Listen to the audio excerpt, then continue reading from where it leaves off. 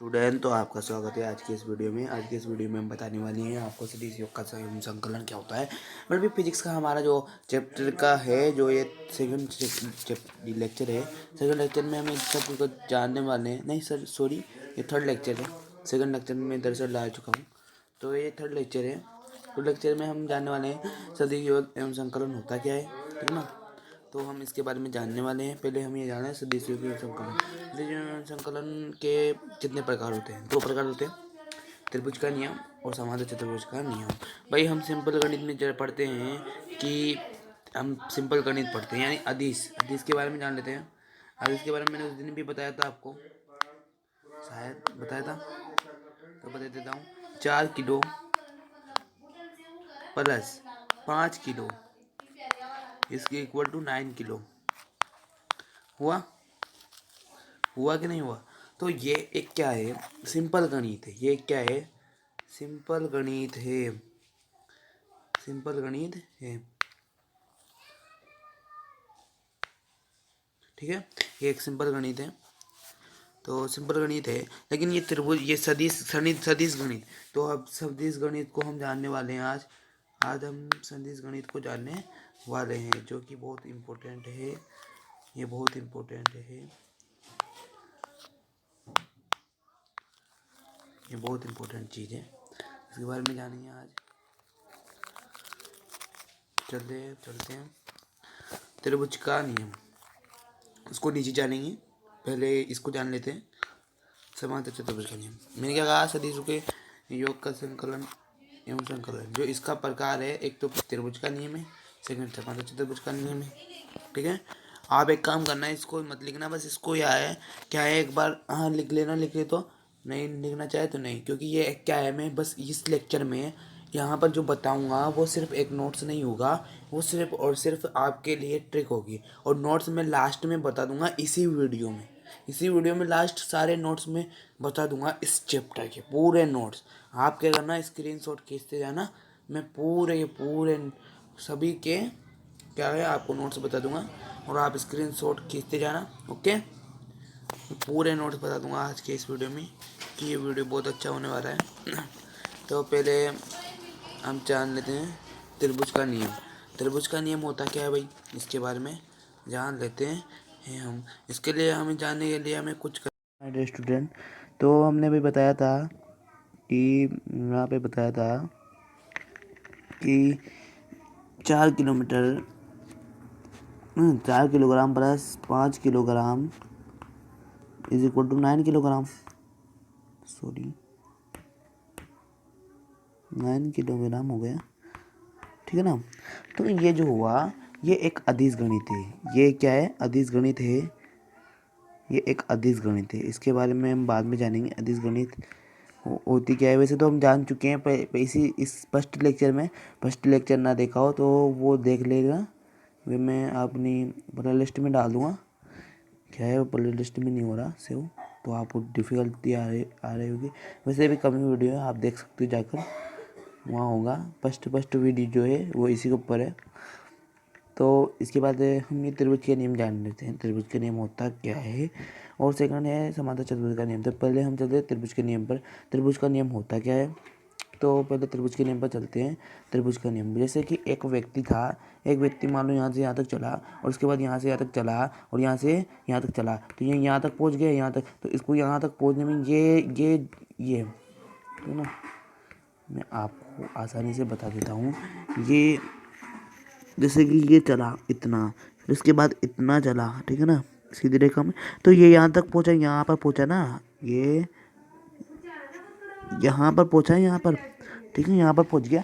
तो यहाँ पर पहुँचने के लिए इसे इतना ट्रेवल करना पड़े तो ये सस्ता हो जाएगा। क्योंकि माना हमने कि 2 किलोमीटर था, और 2 मीटर था, या 3 मीटर था, तो इसको कुल मिला के कितना मीटर चलना पड़ा? 5 मीटर।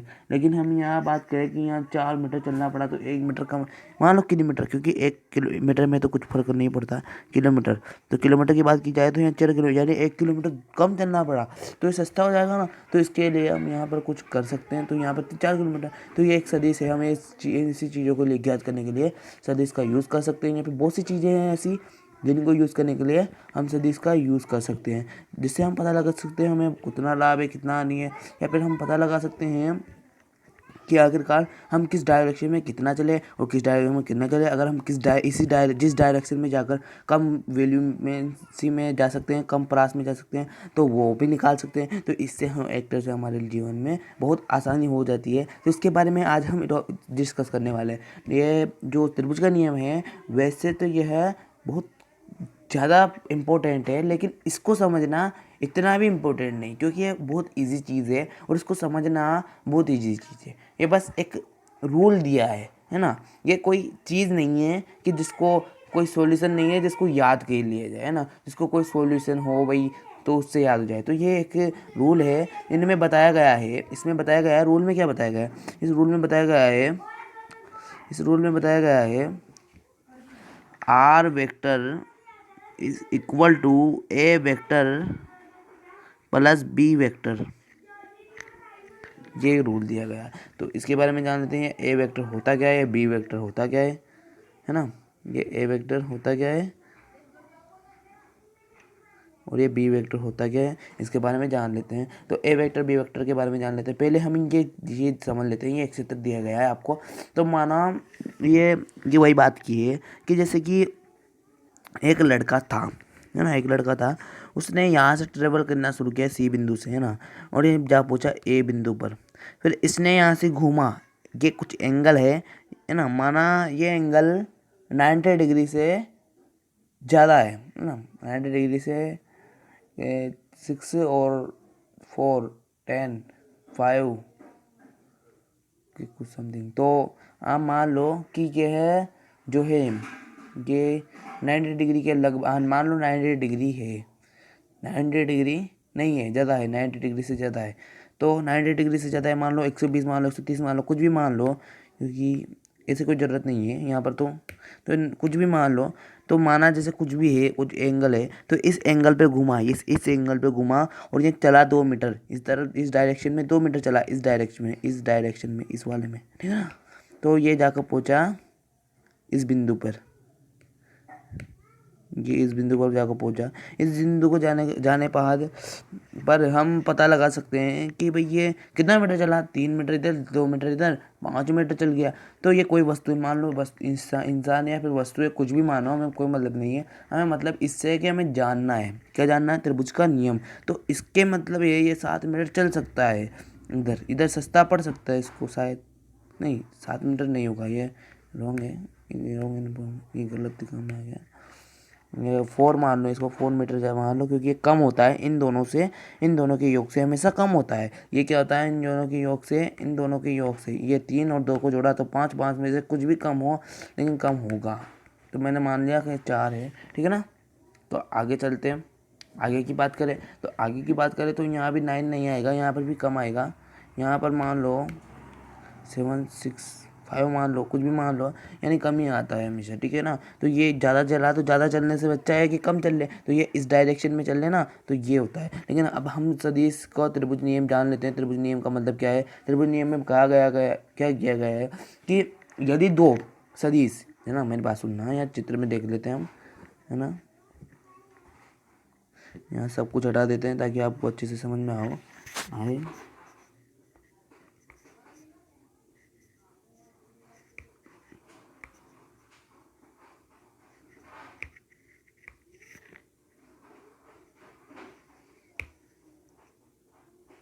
सॉरी, ये चित्र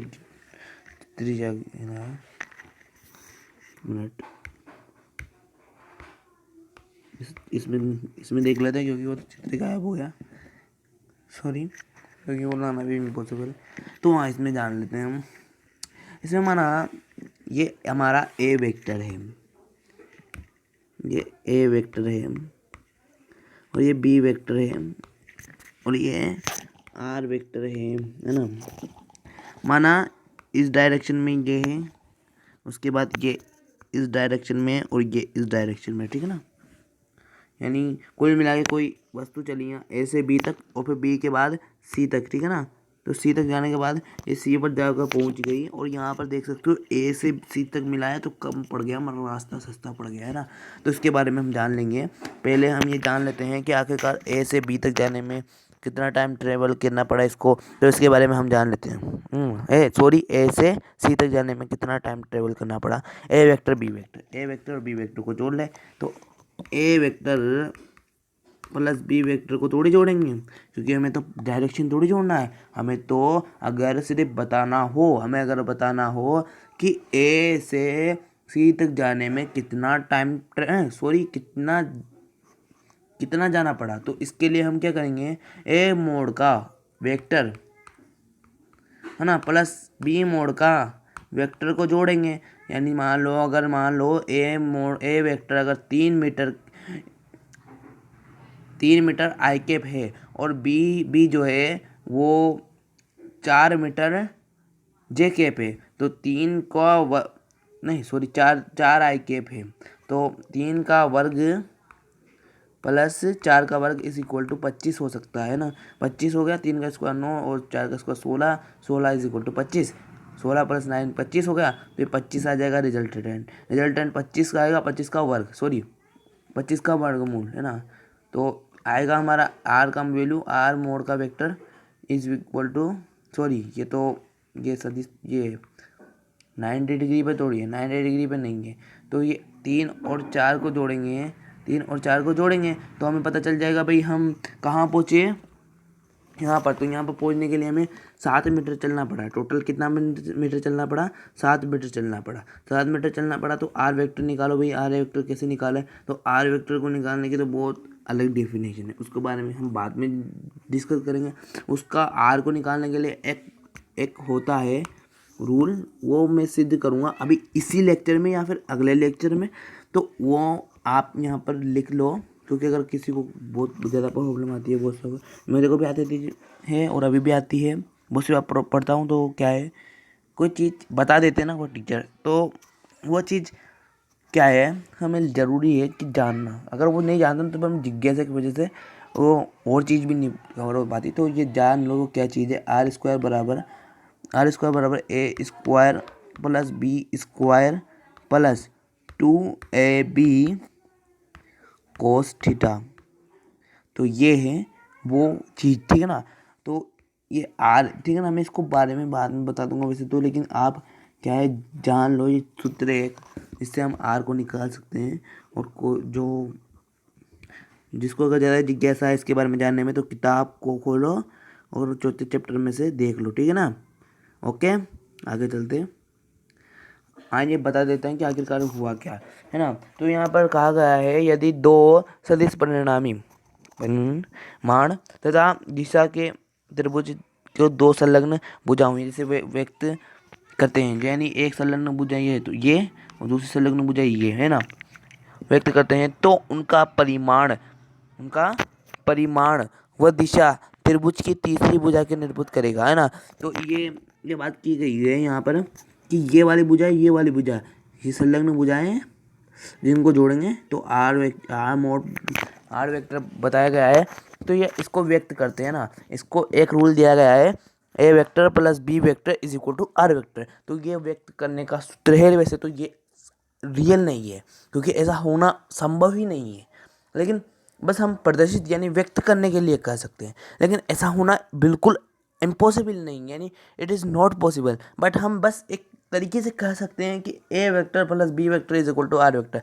क्योंकि देखना, जैसे मैं बता देता हूँ आपको, ये बात कोई भी नहीं बताता, क्योंकि मेरे को भी पता है, कोई भी नहीं बताता, मेरे को भी किसी ने नहीं बताया, ये मुझे खुद को सोचना पड़ा और ये बात मुझे पता चली खुद से, है ना।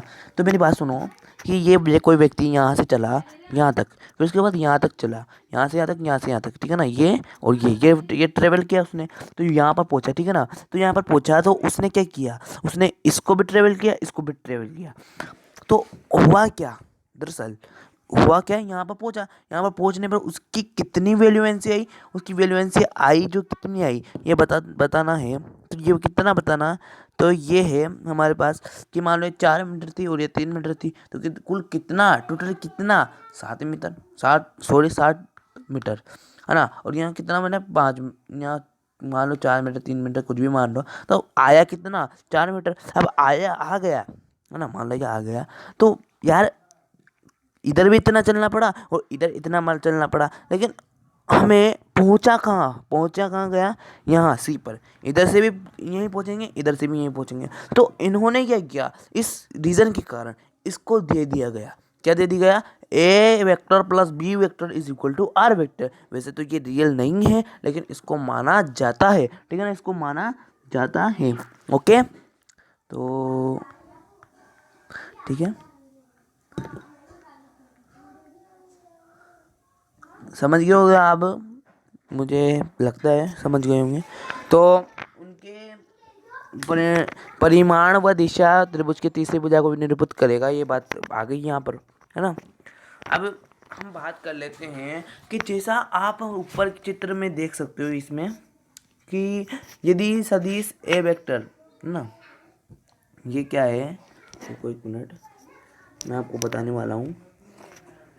ये ए वेक्टर और ये बी वेक्टर, सॉरी, आप इस चित्र में देख सकते हो है क्या है,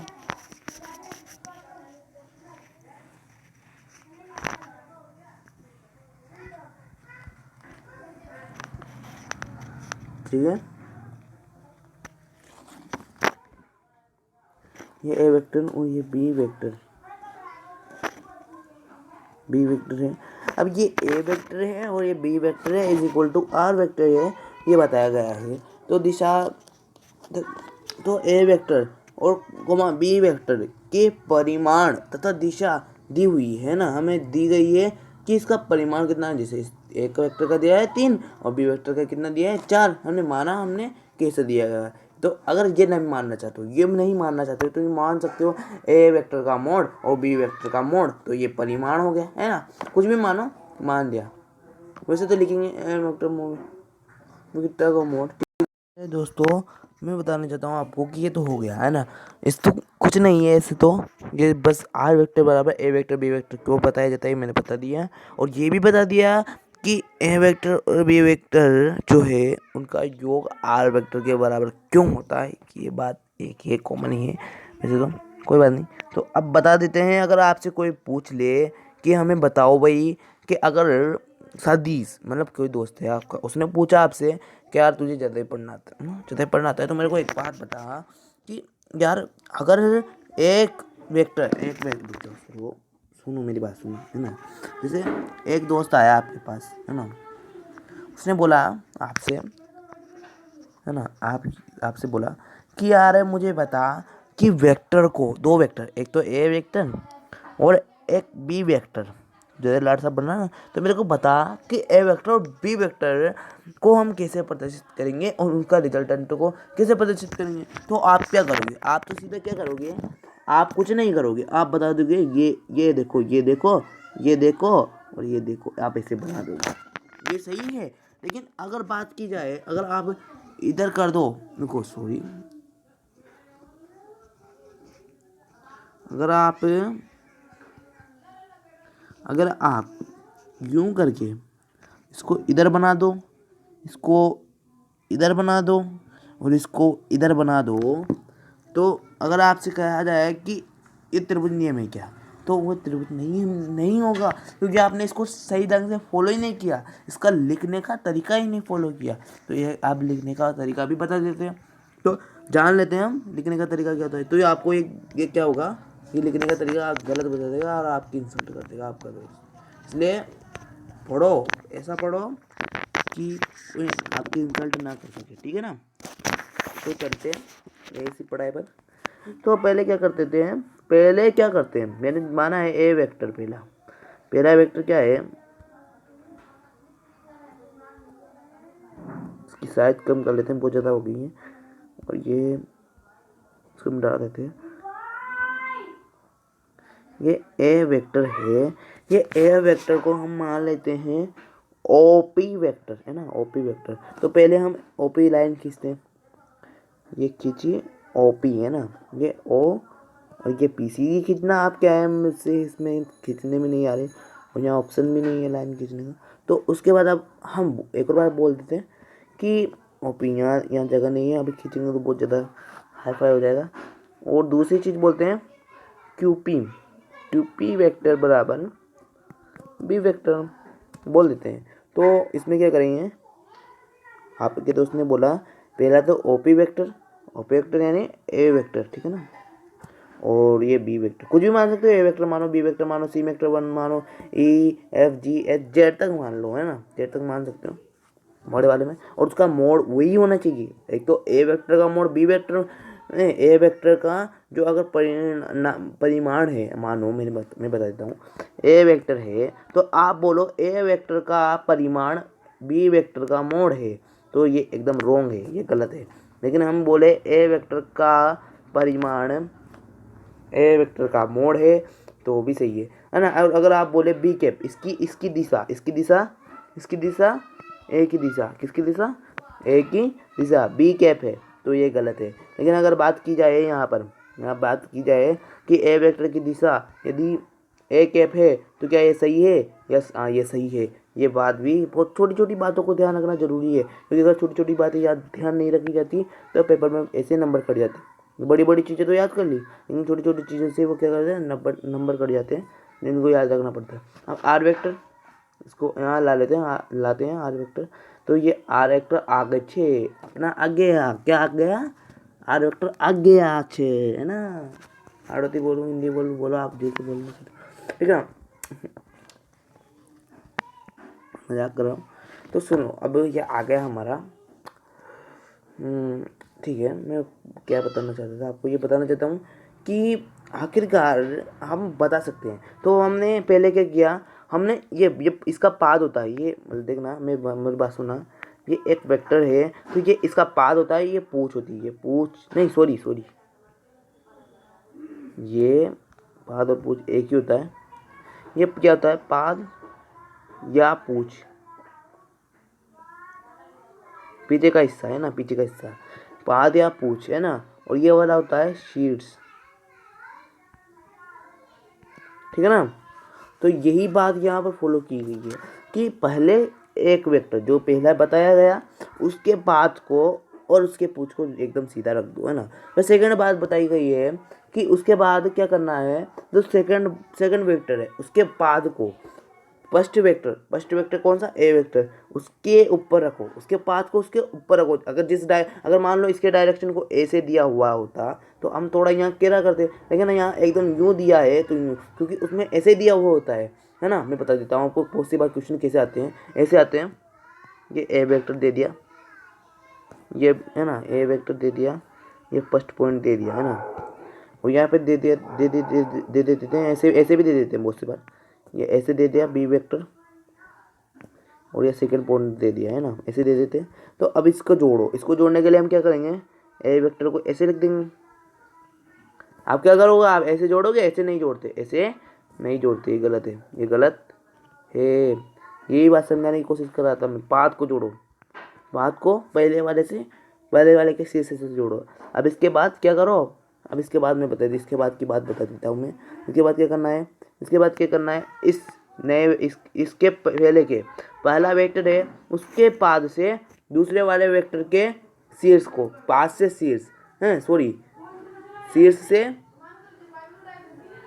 हाँ फर्स्ट में शीर्ष से पाद, फिर सेकंड में क्या करना है, सेकंड में पाद से पाद, है ना। मतलब ये आर वेक्टर है ना, इसमें दोनों से मिक्स होता है, ये दोनों का मिक्स होता है, तो इनमें कॉमन, इसमें भी कॉमन, और ये अनकॉमन, ये बीच वाला पॉइंट अनकॉमन, ठीक है ना।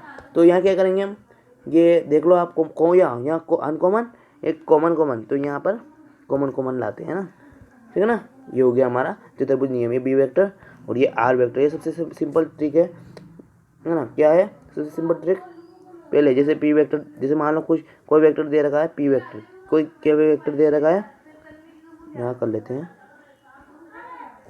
यहाँ पर कर लेते हैं। जैसे मान लो कोई दे रखा है पी वेक्टर, क्या दे रखा है, पी वेक्टर क्यू वेक्टर दे रखा है ना। तो इसको करो, तो मान लो,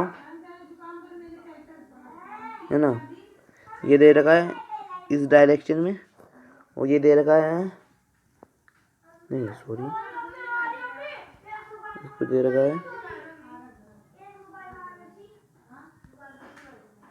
ये दे रखा है ये इस डायरेक्शन में, तो क्या करूँ, नहीं सॉरी ये बहुत ज़्यादा डिफरेंट हो गया, ये दे रखा है इस डायरेक्शन में, तो क्या करोगे, क्या बताया था मैंने, पहले क्या करो, एकदम सीधा रख दो, एकदम कुछ भी मत करो, बस वैसे को वैसे रख दो।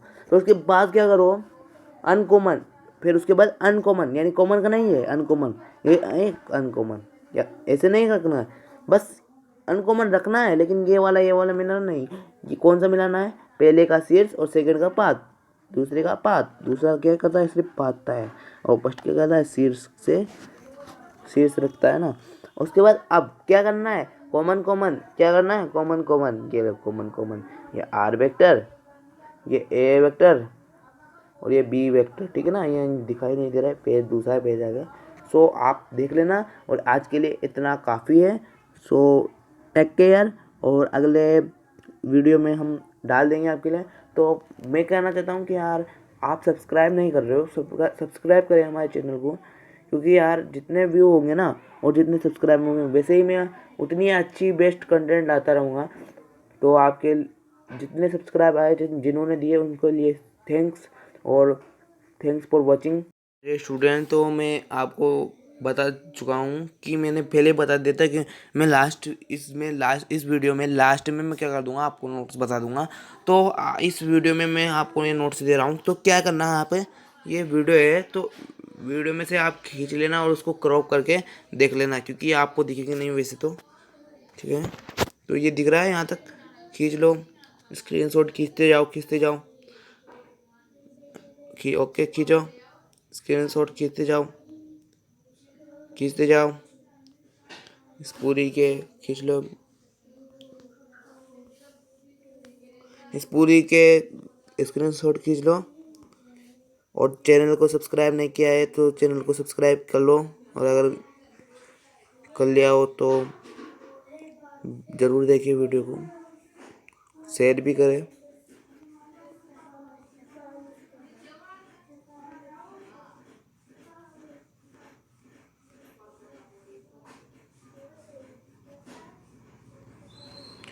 जो मैंने पढ़ा दिया वो पढ़ लीजिए इनका, इसमें से, ठीक है ना, ओके, ठीक है, खींच लो, खींचते जाओ। ये मैंने बताया था, वो आर वेक्टर बराबर ए, हाँ सॉरी, आर स्क्वायर बराबर A square plus B square A plus 2ab cos theta, तो वो भी ये है, यहाँ दे रखा है, ये दे रखा है, ठीक है ना। खींचते जाओ, खींचते जाओ, खींचते जाओ, खींचते जाओ, खींच लो, इसमें से भी खींच लो, ये बहुत ज़रूरी चीज़ है, ये तो बहुत ज़रूरी, इसको तरीके से खींचना,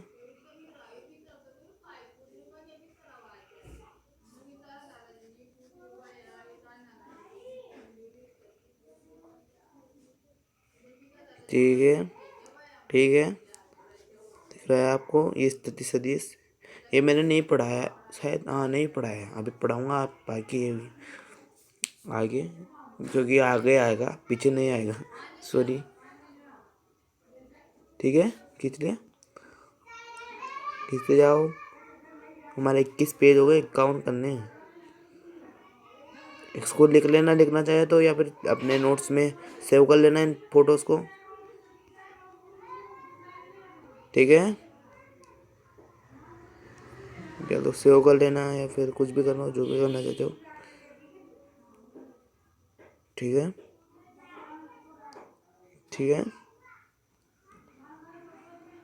आगे के टॉपिक बहुत इजी है, साथ में ये चौथा चैप्टर जो है वो सबसे इजी चैप्टर है पूरी बुक का, फर्स्ट वाली का, सेकंड वाली का भी बता दूंगा, सबसे इजी चैप्टर बता दूंगा मैं, ये सबसे इजी चैप्टर लगाया मैंने वो, ठीक है। हम 31 पर आ गए काउंट करने, 20 और बच रहे हैं, जल्दी जल्दी खींचो, ठीक है, ठीक है, खींचते जाओ, खींचते जाओ। ये देखो लड़का, ये देखो बॉल को घुमा रहा है, इसके बारे में पढ़ेंगे, बहुत इंटरेस्टिंग चीज़ है इसमें। खींचते जाओ, खींचते जाओ, ठीक है, आगे आगे चलते जाओ और खींचते जाओ। और अगर उतारना चाहो तो उतार लेना, क्योंकि उतारो तो मत, उतारते में बहुत टाइम लग जाएगा। इसको बस मोबाइल से पढ़ लेना, क्या है, बस बैटरी पढ़ लेना। बिना क्या करना, नो से वो इसको क्या कर लेना, डाउनलोड कर लेना ना, सॉरी स्क्रीनशॉट किए रहो तो डाउनलोड करने की ज़रूरत ही नहीं है। और कोई करना चाहता है तो इसकी लिंक मैंने नहीं डाल रखी है, तो कोई डाउनलोड नहीं कर सकता इसको, ठीक है। खींच लो इसको, खींच लो, उसके बाद इसको खींच लो, इसके बाद इसको खींच लो, ठीक है। उसके बाद इसको खींच लो, उसके बाद इसको भी खींच लो, इसके बाद इसको भी खींच लो, इसके बाद इसको भी खींच लो, इसके बाद इसको भी खींच लो, इसके बाद इसको भी खींच लो। ये लास्ट पेज है, इसको भी खींच लो, ठीक है। तो आज का ये वीडियो यही है। ज़्यादा से ज़्यादा व्यू करें, शेयर करें, ये नोट्स के लिए भी शेयर करें।